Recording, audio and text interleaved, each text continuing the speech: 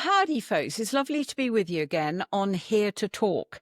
And of course, we are also called your one-stop shop for getting unstuck. And all our speakers are people who have that very much in mind, because we want you to feel better as a result of listening to them, or feeling that there is some hope of change, perhaps, because change is a really difficult one. Now, I'm very pleased to introduce you to Kristina Foster. And she's, talk about remarkable, she really is. I mean, nowadays, she's an award-winning author. She coaches people. She's a photographer, interior designer. But life was not always like that. Kristina, hi. It's lovely to see you. Hi, Chrissie. Thank you for allowing me to be with you today. It's such a privilege. Well, it is for us, because I noticed when I asked you about yourself, you said, well, I'm a kind of miracle mother and autoimmune warrior. I think we better track back, because there's a lot of people watching this who may feel either ill, very ill, or feel they might be getting ill, or they're depressed and it's coming out in physical symptoms, which is very common, and people don't realize that. So we better track back to the point when you started to get sick and what you think brought it on. Well, actually, my story actually starts from birth because I was born dying. I was actually my parents' miracle baby. So tracking it back would be to actually going back to when my mother actually got pregnant with me. She had a strange flu virus that affected my birth. And so when I was born basically dying. I had diaphragmatic hernia on both sides. I was breathing on 1/10 of a lung. They thought I had mental disabilities because I did not respond for the first 2 months of life to any of the testing that they would do to perform on that. And then I had to go through a series of operations that brought me to the quality of life that I am today. Actually, to date, I've had over 17 operations, and 5 of those were before I was 2 months of age. Extraordinary. So your mother, talk about wanting change, wanting her little girl to get better. How did she cope with that period of her life? Well, she's often told me that I was the miracle that she prayed for, and that she was a God-fearing woman. She still is God-fearing. She's still here with us today, but she's a God-fearing woman. So she basically just gave me that hope in which God gave me a purpose of being here. And so she knew that if I was to live, that I had a special purpose in this life to Well, perform. which turned out to be true. And I would just say to anybody watching this who is not a Christian, either has another faith or no faith, yeah, that's fine. It all comes down to hope in the end. And clearly, whatever else was going on, your mother had a lot of hope for you. So let's take it on a pace. So you did start to get better, or was there a gap when you were well? Well, growing up, I was in and out of hospitals the entire time. It was always something, I was always the exception. It always seemed that if they gave me a certain medication to help me with symptoms, and they had side effects, I'd always be that 1% or 2% it would affect me in the most unique way, and I would be the exception to the rule. And I grew up feeling not normal. I was a new type of normal. But life was hard. Life was hard. I really did not start to get better until I was probably close to being in college and in university. Yeah. Can you But talk life about is the bit? Sorry, can you just talk about the time when you felt it was so hard? I mean, you'd been, what, somewhere between 6 and 18 or something like that? Well, growing up in and out of hospitals, you start to feel kind of like a test subject that sometimes the doctors would figure out what was wrong with me, and sometimes they wouldn't figure out what was wrong with me. It was a constant battle. But when you have a constant battle going on, and life feels hard, it's not because you're doing it wrong, it's because you're doing life. And that's what I learned. I learned, don't make my challenge or my struggle mean that there's something wrong with me. I just wanted to be normal. I wanted to be a normal kid like I thought everybody else was. But it meant my motivation to pursue life with all that I could do, because I felt like everybody was feeling up here and my normal was down here. And to me, that was normal. That was a normal way of feeling. I thought everybody felt like I did. I was in constant pain all the time. And it was just something that you go and you live with. It's something also that I didn't have any excuses for. I decided that I wasn't going to use it as an excuse, because everywhere I looked, I was a miracle. And that's how I pursued life. I changed my perspective. When I need to unpick that a bit because it makes it sound for anybody watching this who thinks, okay, well, it all happened bingo like that. I got unstuck. I thought, this is me, and get on with it. It isn't like that, is it? There's a lot of dark nights of the soul going on when you feel ill, a lot of lack of hope, and you feel really stuck.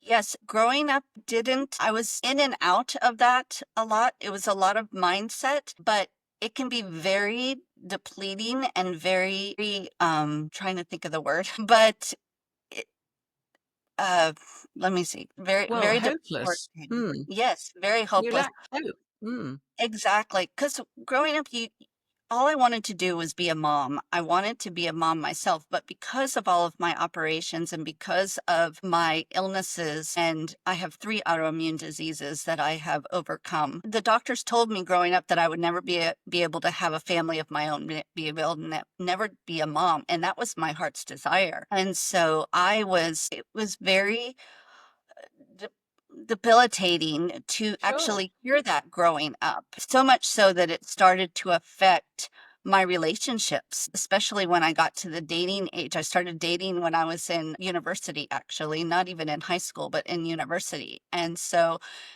one thing after another, I'd have a relationship and then it would start getting serious. And then I would just be honest with them and say, I can't have children of my own. And that would be an issue for them.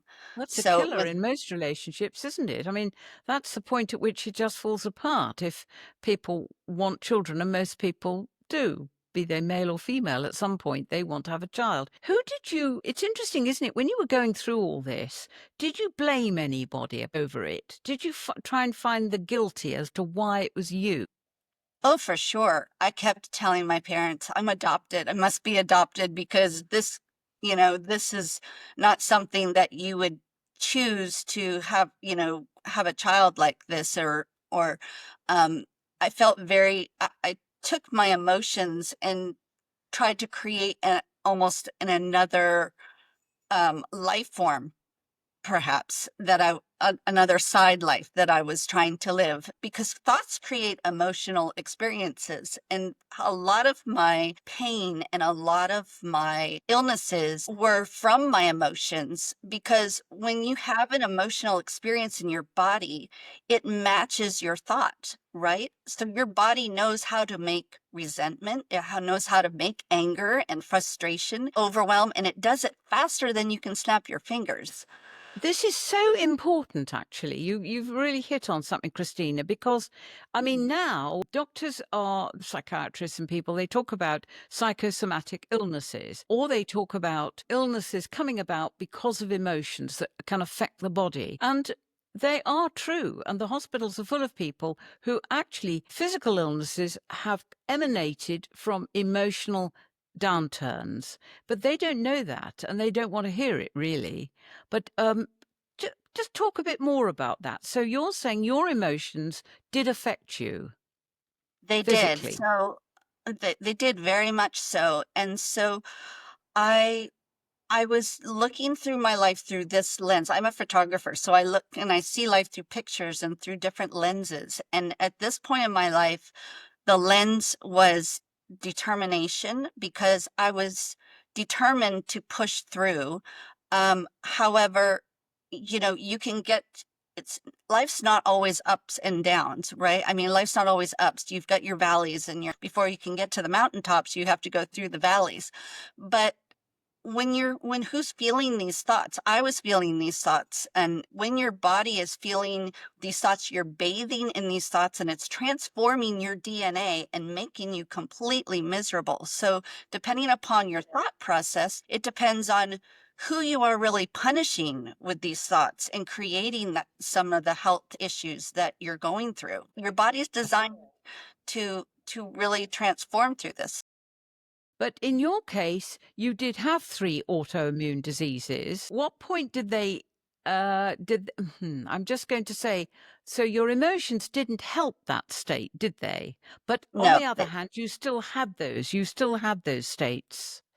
I didn't realize till much later in life how much my emotions were affecting my body and assisting these autoimmune diseases to facilitate in my body. Yeah. That, it was very much a part because, we're all in one and encompassing and our body's taking it all in. But I didn't realize how much, besides other previous, health issues that I had that were contributing to it, stress and different things like that. My emotions were definitely playing a part in how my body was reacting. And so I was actually blaming my body. You talk about blame. I was blaming my body. I was really angry at my body because why are you not letting me be a normal person like everybody else is? Why did you choose me to do life with this way? I think I was ill myself for several years with ME, chronic fatigue syndrome. And I, like you, came to the conclusion there was a psychological input to this. The symptoms were real, and I wonder if we don't want to frighten people into thinking it's all being caused by their emotions, because certainly, if you're suffering from cancer, you're suffering from cancer or Parkinson's or whatever it is. But I think there is definitely an overlap with emotions, don't you? For sure. Life is crazy. I mean, life can be the ups and downs like we talked about. It's not easy and we can't control everything,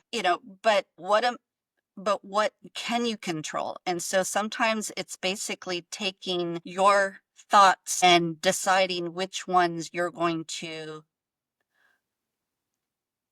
take a hold of and change. Um, so it's yeah.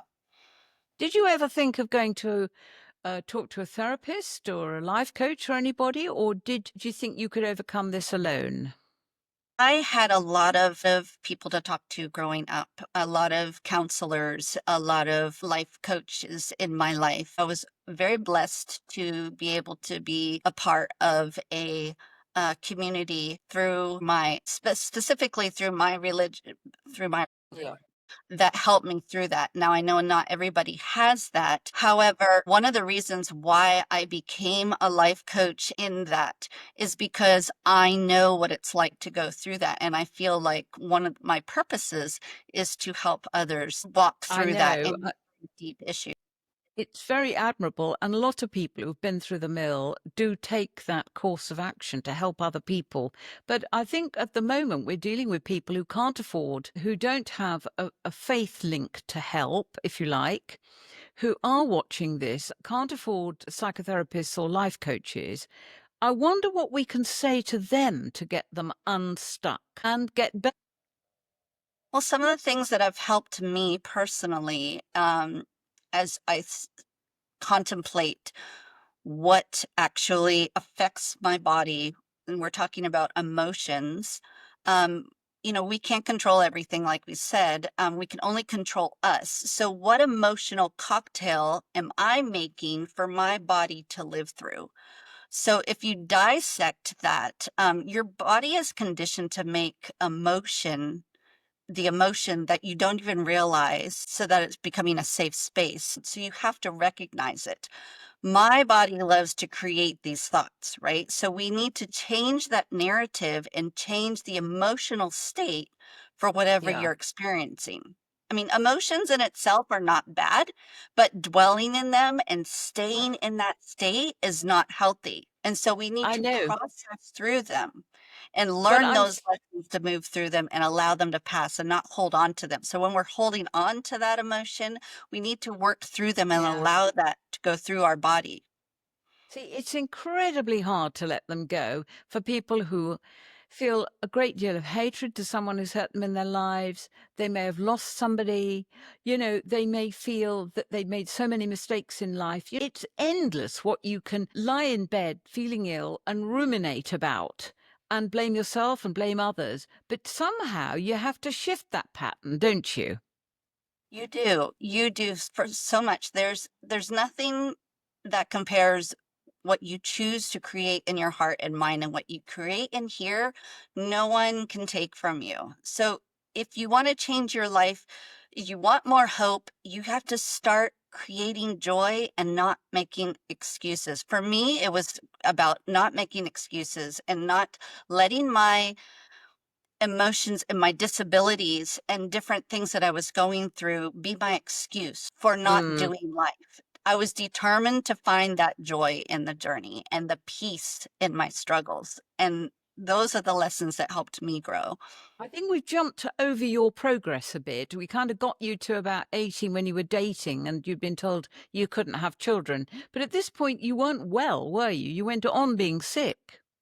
I wasn't well. I did finally find the man of my dreams. He was the first one and only one who told me that that's why they created adoption if I wanted to give him a family. Out of the surprise of life, we eventually did be able to have children of our own. I have two beautiful miracle children, but I wasn't expecting to have those. I we got married and we actually went to the middle of the Amazon jungle to have in a missions trip. We were teaching at a school down there, and that is where I had my first child in the middle of the Amazon Wonderful. jungle. You weren't worried about being in the jungle and giving birth. You thought that was okay, did you? I had my reservations about it at first, but I figured, life is full of unexpected joys and unexpected things. You have to grab It life sure with is. what there's it's going to give you and go for it, because this was an experience that I was not going to say no to. I was not going to let my body and my mind and my emotions dictate what I was going forward and doing, experiencing something that I never would have experienced if I had just sat back and been afraid to venture out. Okay, so you had a child in the Amazon jungle. Did you get better at that point? I keep harping back to you because you had such a long span of being ill yourself. But did giving birth help you at all, emotionally or physically or both? Believe in one way it did, because it helped in one aspect. It did because it helped my emotions of not being able to fulfill that need of being a mother, which it did. I was Mm. actually being able to conceive and to have a child, which I never, growing up, I didn't know that I could do that. So that was very much a part of that. However, the stress of going through another operation, I had to have her cesarean actually in the middle of the Amazon. So that was interesting. Being away from my family, having a lot of these experiences in a very unfamiliar foreign place that I could not speak the language to. They spoke Portuguese over there, and I did not speak anything but English. My brain does not do anything but English. And so it brought on a whole host of other stress factors. Yes, I can imagine. Yeah. Yeah. And having a child anyway is stressful, whatever people say, because you're thinking about another life other than your own, which actually can be productive because it does stop you thinking about yourself a bit. Well, for some people it does. Others just carry on thinking about themselves. But, you have another being, another small being you have to care for, don't you? Mm. Exactly, exactly. We came back from the Amazon and there was still that hope of, what could we do it again? Could we have another child again, because we did it once? Could this body do this one more time? And so we actually got pregnant again, and I had another child.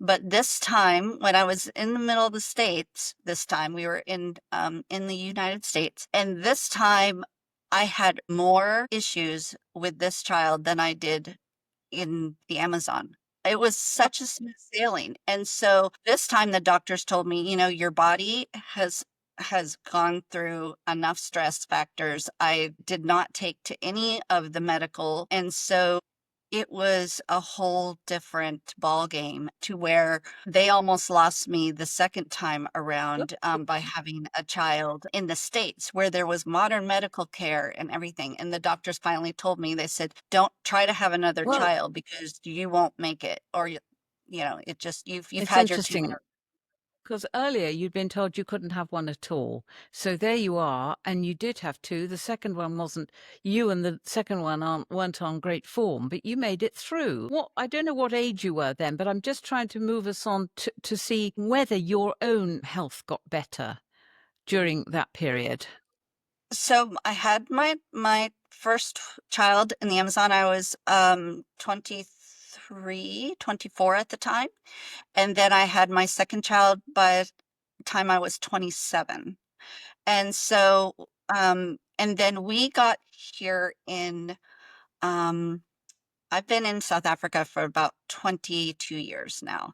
So we moved here back in 2003. And so it's been, honestly, I didn't really start to get better until I had a complete breakdown. My body was completely breaking down. It was around 2000 and I want to say 2017, 15, 16, 17, around that time, because it took me a good 3 years to really get to that point to where I was kind of riding on the waves of just being a mom, just being moving to South Africa and just doing life like I knew how to do life. Always, I tried to keep my mind in a place of going ahead and forging ahead and being there for my girls. And so when one day I just woke up and I was completely, I couldn't even pick up a pillow. My body was just not responding. I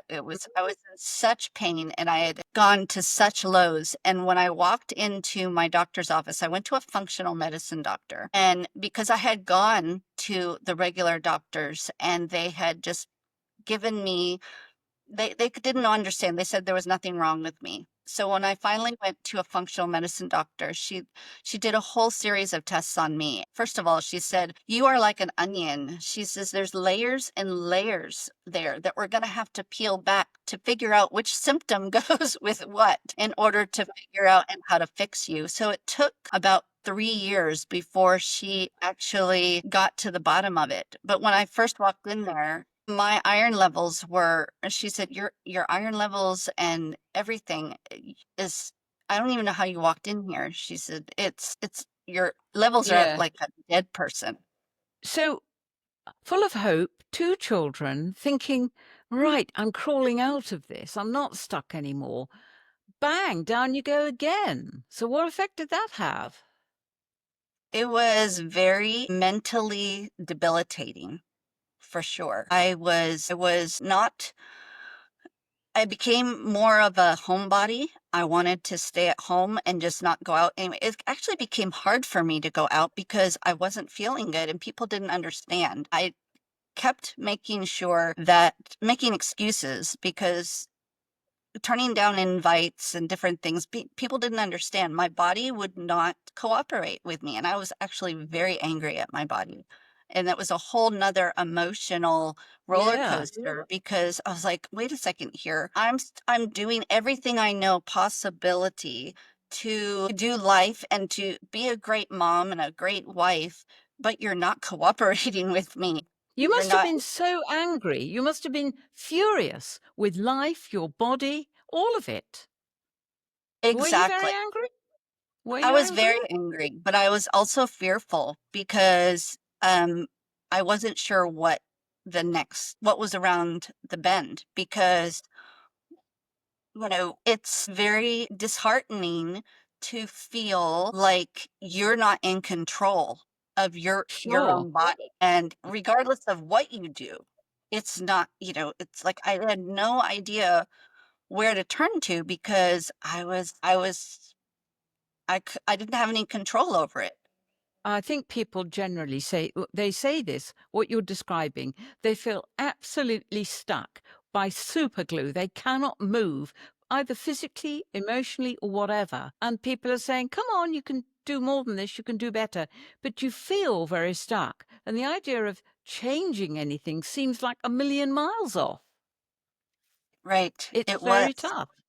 It was. Some somehow or other, we now get to the stage when you are pretty well and you've done all sorts of things to help other people. We'll mention your books just now, but you have tried to empower other people to believe it is possible. And that's fantastic. But I wonder how you do it. So do it now for people watching this and make them feel empowered. One of the things that I found when I was in the deepest, I felt like I was in a cave, right? I felt like I I couldn't see the light at the end of the tunnel. But then I realized that every cave you fear to enter is the very place where your treasure is, and it holds the power.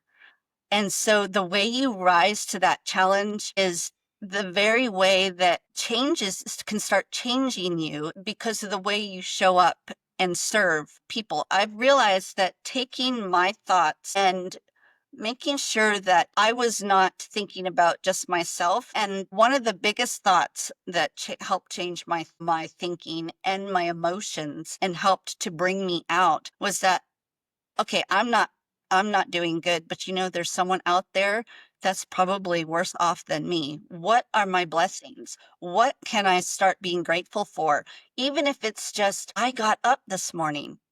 One step, I got up and I was able to put my feet on the floor and I woke up and maybe it's just I woke up and I'm breathing and I woke up. Maybe that's it. Maybe it's just I woke up It's and I'm interesting here. you say yes, yes, you woke up, and that's something. But most of the guests we're talking to are actually using this small steps metaphor. They're saying just take tiny steps. And I was talking about Stephen Bartlett in the UK, who I've got, a lot of time for. He's trying to get the 1% daily progress. And my only problem with Stephen on this is 1% too much? But are you somebody who advocates taking small steps, but acknowledging them and saying how great you feel for doing that every day? Well, I mean, 1% is 1%, right? I mean, if you could only do 1%, then that's still 1%. And 1% over a long period of time can definitely change. But the biggest thing for me was not making, like I had said at the beginning, not making my challenge or my struggles mean that there was something wrong with me. And I turned that around and I made it mean now what? Made it mean my motivation. What can I do today that maybe is a step forward?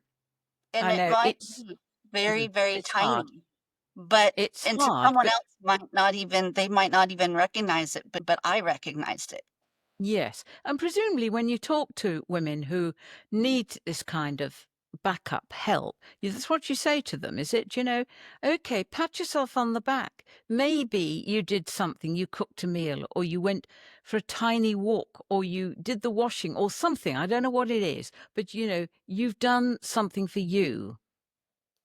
Well, like I was saying before, your mind is very powerful. Your emotions can be wonderful emotions. They're not always bad, but I couldn't control sometimes the way my body was reacting to things. I could not control that. But what could I control? I could control my response to life. I could control my thoughts. I could control how I thought about my situation. So I started just changing that one little thing. If I thought a negative thought, I would try to recognize that and turn that around and start changing that and change my perspective. And one of my mantras was, I'm the miracle, right? I'm my miracle. I have miracle girls. I have my 2 miracle children that I never thought I'd be able to have. I'm my parents' miracle child. So one of the things that my mom really instilled in me, both my parents really, is everywhere I look for the miracle. It's a mind makeover, and it doesn't come all at once. It's just very, very minuscule. And just taking one thought, even if it's just recognizing, maybe it's the first thing you do is recognize that what when those thoughts are coming. And that's the first step. Just start recognizing that. I think so. You have to intercept the dark cloud that starts to hover above you. You have to stop it in its tracks. Somehow. I make it sound a bit easy. It's not easy, but it's the way to turn negativity just slightly into positivity, isn't it? It is. I mean, your body was designed to heal itself from emotional experiences. So if you think about that, then just by taking one thought that you're having, a reoccurring thought, you really have to. This is where going to a life coach or going to a therapist can help you discover what those emotional and naming those emotions are. But when you start doing that and really start reflecting on your thought process about your situation, about your experience, that's when you can start taking those thoughts and turning them around and thinking, okay, how is this serving me? It's not. How do I show up? How do I show up for others? No, how do you show up for yourself first? What do I Yeah. need to It is tough. And for people watching this across the world who can't afford therapists and life coaches, which is a big bugbear of mine, so many countries are not offering help to move people on because of political finances and so on and so on. But what you said today, I think maybe will start the process of getting unstuck. And I would like people to know about your books because they're interesting, aren't they? All about your own testimony and your own hope and your own resilience, absolute will and absolute vision, where you can read about Christina's miracles, perseverance, big word actually, and unwavering hope. Because I think you've made that clear in our talk. Even though you were actually fading fast, you felt as if the thing was not ever going to get better. You somehow stuck in there. So, listen, Christina, it's been a real pleasure. I hope you've inspired some people, and I'm really grateful for your time today. Thank you so much. It's been an amazing time, and I appreciate you having me on today. I've really enjoyed it. Thank you.